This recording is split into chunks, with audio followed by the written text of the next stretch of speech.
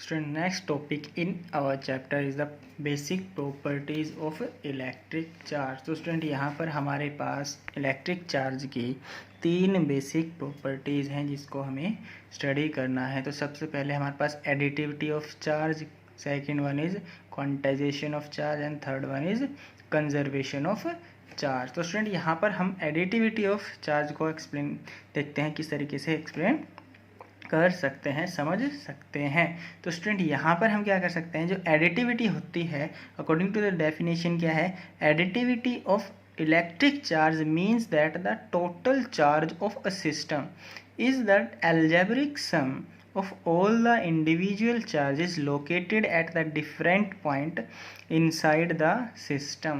कहने का मतलब क्या है स्टूडेंट, अगर मान लीजिए आपके पास कोई सिस्टम है और उस सिस्टम में अलग अलग जगह पर अलग अलग पोजीशन पर पॉइंट कुछ चार्जेस क्या हैं लोकेटेड हैं, तो उस बॉडी का, उस सिस्टम का जो टोटल चार्ज होगा वो क्या होगा, उन सभी चार्जेस का अलजेब्रिक सम होगा। जैसे कि हम इसको एक एग्जांपल के थ्रू समझ सकते हैं। मान लीजिए आपके पास क्या है कि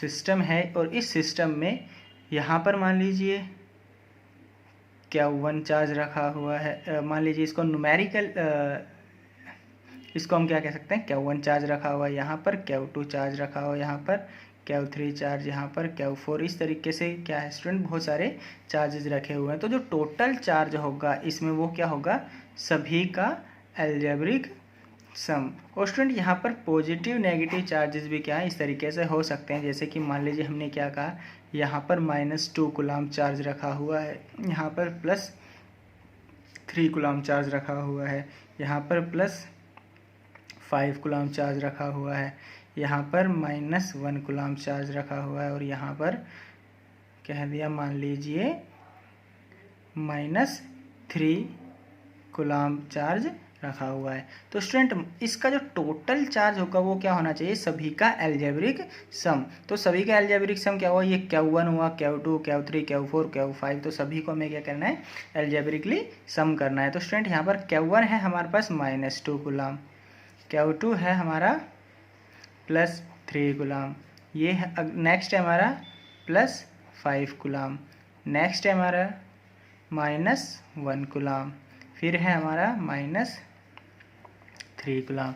तो स्टूडेंट अब इनको सिंपल अलजेब्रिक सम करेंगे तो ये क्या है, -2 कूलम +3 कूलम +5 कूलम -1 कूलम और ये क्या है -3 कूलम। तो इसको जब हम ऐड करेंगे स्टूडेंट तो ये हमारे पास होगा, ये कैंसिल होकर +2 कूलम होगा। तो ये जो हमारे पास क्या हुआ स्टूडेंट, टोटल चार्जेस क्या है, सभी चार्जेस का अलजेब्रिक सम है। तो इस प्रॉपर्टी को हम क्या कहते हैं student, additivity of electric charge.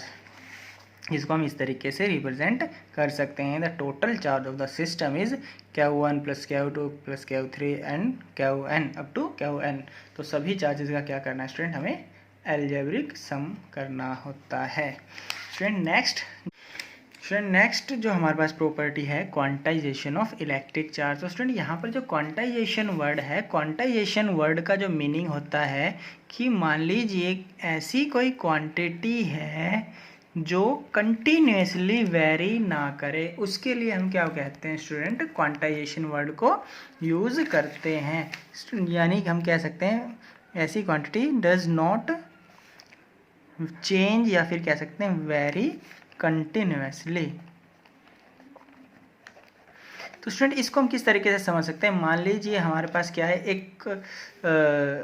हमारे पास कोई बिल्डिंग है और इसमें बहुत सारी क्या है स्टूडेंट्स फ्लोर्स हैं। तो स्टूडेंट अगर हमें क्या करना है, अलग अलग फ्लोर्स पे चलना है, तो हम क्या कह सकते हैं, first floor, second floor, third floor, fourth floor, fifth, sixth, seventh, इस तरीके से हमारे पास क्या होंगे, अलग अलग फ्लोर्स होंगे। लेकिन स्टूडेंट हमारे पास कभी भी ऐसा नहीं होगा कि थर्ड और फोर्थ के बीच में कोई फ्लोर मिले। यानी हम सीधा क्या कर रहे हैं, थर्ड से फोर्थ में जा सकते हैं, फोर्थ से सिक्स्थ में जा सकते हैं, फोर्थ से फिफ्थ में जा सकते हैं, फिफ्थ से सिक्स्थ में। इस तरीके से हम क्या कर सकते हैं स्टूडेंट, इस तरीके से जब हम जाएंगे तो कंटिन्यूसली वेरी नहीं करे, हमारे पास एक डिस्क्रीट वैल्यू है। डिस्क्रीट वैल्यू क्या है? 1 का हमारे पास क्या होगा, वहाँ पर कम से कम गैप होगा। 1 से कम गैप पॉसिबल ही नहीं है, यानी हम ऐसा नहीं कर सकते कि किसी फ्लोर की का नंबर हम 3.5 कह सके, वो ऐसा हो ही नहीं सकता। तो स्टूडेंट इस तरीके के सिस्टम को हम क्या बोलते हैं? क्वांटाइजेशन कहते हैं, जो कंटिन्यूसली वेरी नहीं करता हो। तो स्टूडेंट ये कंटिन्यूसली वेरी नहीं कर रहा क्योंकि ये 1 से सीधा टूट जा रहा है, क्योंकि यहाँ पर 1.5 1.6 ऐसी कोई वैल्यू आ ही नहीं रही। तो स्टूडेंट हम कह सकते हैं ये हमारा क्या है? डिस्क्रीट है, यानी नॉट कंटिन्यूसली। तो इस तरह के सिस्टम को हम क्या कहते हैं? क्वांटाइजेशन। तो स्टूडेंट यहाँ पर क्वांटाइजेशन ऑफ इलेक्ट्रिक चार्ज का मीनिंग क्या है, हम ये समझ सकते हैं। The quantization of electric charge means that the total charge Q of a body is always integral multiple of a basic quantum of charge E. Basic quantum का मतलब होता है स्टूडेंट वो सबसे छोटी लिमिट जो फर्दर डिवाइड ना हो सके। तो जैसे कि यहाँ पर जब हम बिल्डिंग्स की बात कर रहे थे, तो जब भी हम एक फ्लोर से दूसरे फ्लोर पर जंप करेंगे तो जो सबसे छोटी जो हमें लिमिट मिलेगी वो क्या होगी स्टूडेंट? 1 होगा, यानी एक फ्लोर हमारा क्या होगा? सबसे कम होगा, क्योंकि जब हम जंप करेंगे तो किसी कम से कम या तो 2 से 3 पे जाएंगे, 3 से 4 पे जाएंगे, तो एक ही फ्लोर को हम क्या कर पा रहे थे? जंप कर पा रहे थे, अगर छोटे से छोटे कम से कम जंप की अगर हम बात करते हैं तो स्टूडेंट यहाँ पर जो क्वांटम का मतलब होता है सबसे छोटा, जिसके टुकड़े ना हो सके। तो हमारे पास क्या है? जो बेसिक चार्ज होता है किसी भी इलेक्ट्रॉन के ऊपर, वो क्या होता है? 1.6 × 10⁻⁻19 कूलम। तो ये स्टूडेंट क्या होता है? Basic quantum of electric charge, या फिर बेसिक क्वांटम ऑफ चार्ज कह सकते हैं, या फिर एलिमेंट्री चार्ज। तो यहाँ पर जो डेफिनेशन है, डेफिनेशन के अकॉर्डिंग कह सकते हैं, it means that the total charge of a body is always integral multiple of basic quantum of charge E। तो स्टूडेंट किसी भी बॉडी के ऊपर जो टोटल चार्ज होगा, किसी भी बॉडी के ऊपर जो टोटल चार्ज होगा वो क्या होगा? Integral multiple of basic charge E, यानी किसी भी बॉडी के ऊपर चार्ज होगा तो उसको हमें क्या करना है? किसी भी इंटीग्रल नंबर से, इंटीजर से हमें क्या करना है? मल्टीप्लाई करना है, किसको? बेसिक चार्ज को। तो ये हमारे पास क्या आ जाएगा? टोटल चार्ज आ जाएगा। जैसे इसका मीनिंग ये हुआ स्टूडेंट कि अगर आप किसी भी बॉडी पर चार्ज स्टोर करोगे तो उस पर क्या कर सकते हो? या तो 0 चार्ज हो सकता है, या फिर 1E चार्ज हो सकता है, 2E चार्ज हो सकता है, 3E, 4E, 10E, 15E, या फिर नेगेटिव में 2E, नेगेटिव में 3E, नेगेटिव में 7E। मतलब इतना चार्ज हम क्या कर सकते हैं? इस पर इस तरीके से स्टोर कर सकते हैं। कभी ऐसा नहीं कर सकते 1.5 टाइम्स ऑफ E, क्योंकि इसका मतलब ये हुआ स्टूडेंट एक इलेक्ट्रॉन तो कंप्लीट है और दूसरा इलेक्ट्रॉन क्या है? हाफ। और कभी भी हम इलेक्ट्रॉन को हाफ कर ही नहीं सकते। तो इसका मतलब हम कभी भी अगर किसी को चार्ज करेंगे बॉडी को, तो या तो हम 1 इलेक्ट्रॉन डालेंगे, या फिर 2 इलेक्ट्रॉन डालेंगे, या फिर 3 इलेक्ट्रॉन डालेंगे। ऐसा हम कभी नहीं कर सकते कि 1.5 इलेक्ट्रॉन हमने उस पर स्टोर किए, 1.6 इलेक्ट्रॉन उस पर स्टोर किए, तो ये तो हो ही नहीं सकता। इसका मतलब क्या है?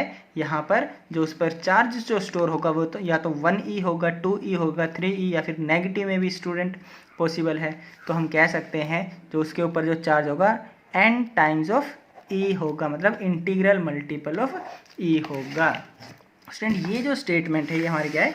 क्वांटाइजेशन ऑफ चार्ज की स्टेटमेंट है, यानी n times of E will be known as quantization of charge. और n क्या हो सकता है स्टूडेंट? यहाँ पर प्लस माइनस कुछ भी हो सकता है, और एक इंटीजर होगा। और स्टूडेंट यहाँ पर अगर हम कॉज ऑफ क्वांटाइजेशन की बात करें तो स्टूडेंट यही है जो अभी हमने बात की कि कभी इलेक्ट्रॉन ब्रेक नहीं हो सकता, उसका चार्ज भी कभी डिवाइड नहीं हो सकता। क्योंकि जब हम कभी किसी क्वांटिटी को चार्ज करते हैं तो किस तरीके से कर रहे थे कि नहीं, 2 ऑब्जेक्ट को रब करते थे। और जब भी हम रब करते हैं स्टूडेंट वहाँ पर 2 बॉडीज़ को, तो वहाँ पर चार्ज किस तरीके से डेवलप होता था? एक बॉडी से इलेक्ट्रॉन निकलकर दूसरी बॉडी में ट्रांसफ़र हो जाते थे, और वहाँ पर क्या होता था? चार्ज हो जाता था।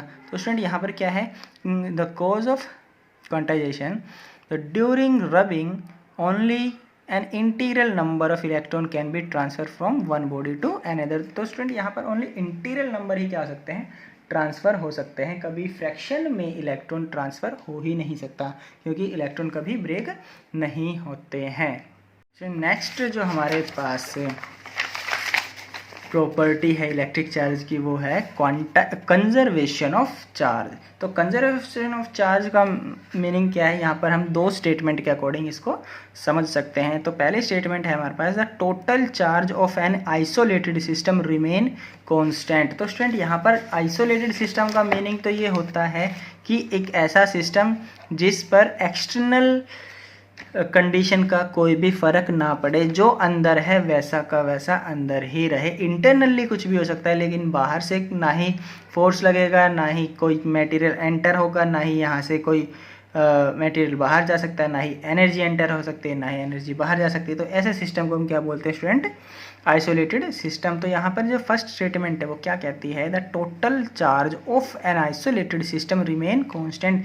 मान लीजिए ये हमारे पास क्या है, एक आइसोलेटेड सिस्टम है और इस सिस्टम में मान लीजिए 5 कूलम चार्ज है। तो स्टूडेंट ये 5 कूलम चार्ज ही रहने वाला है, क्योंकि ना तो चार्ज यहाँ से बाहर जाएगा, ना ही चार्ज यहाँ से अंदर आ सकता है। तो इसका मतलब क्या है हुआ कि किसी भी सिस्टम का चार्ज अपने आप चेंज नहीं हो सकता, जितना है उतना ही रहेगा। तो इसको हम क्या बोलते हैं स्टूडेंट, कंजर्वेशन ऑफ चार्ज। जो चार्ज है वही चार्ज उसका रहने वाला है। और दूसरी स्टेटमेंट के अकॉर्डिंग इसको कैसे इसको इस तरीके से समझ सकते हैं student, the electric charge can neither be created और nor be destroyed, they can only be transferred from one body to another। तो स्टूडेंट इसी स्टेटमेंट को हम इस तरीके से भी समझ सकते हैं कि कोई भी बॉडी है उसके ऊपर जो चार्ज होगा, हम वो चार्ज ट्रांसफ़र हो सकता है, वो ना तो क्रिएट होगा ना ही वहाँ से डिस्ट्रॉय हो सकता है। जो भी हमारे पास मान लीजिए कोई बॉडी है, उसके ऊपर जो चार्ज है वो चार्ज क्या हो सकता है, वहाँ से ट्रांसफ़र हो सकता है, या फिर वो चार्ज को क्या कर सकता है, गेन कर सकता है। ऐसा नहीं होगा कि इस बॉडी के ऊपर जो चार्ज है वो डिस्ट्रॉय हो जाए या फिर वो क्रिएट हो। तो स्टूडेंट इस तरीके से चार्ज ना ही क्रिएट होता है ना ही डिस्ट्रॉय होता है। तो ये चार्ज क्या हो सकता है, ओनली ट्रांसफ़र हो सकता है। तो इन स्टेटमेंट के अकॉर्डिंग कह सकते हैं कि चार्ज हमारा क्या होता है, कंजर्व होता है, यानी ये कंजर्वेशन लॉ ऑफ चार्ज को क्या करता है, फॉलो करता है। किसी भी सिस्टम का जो चार्ज होगा वो क्या रहेगा, ऑलवेज कांस्टेंट रहेगा।